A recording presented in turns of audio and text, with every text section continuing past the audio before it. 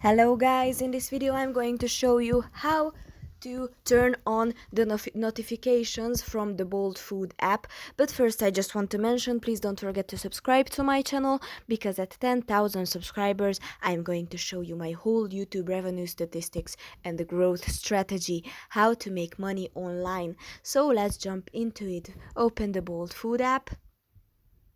And on the right bottom corner you have to tap on this profile icon, open it, and tap on settings. You have to select this communication preferences, and if you would like to receive Bolt Food news and offers, you have to tap on it, and this is how I selected it. And from now you will get notifications from the Bolt Food app and emails. That's pretty much from this video. I hope it was helpful for you. Please consider subscribing, and see you in the next one.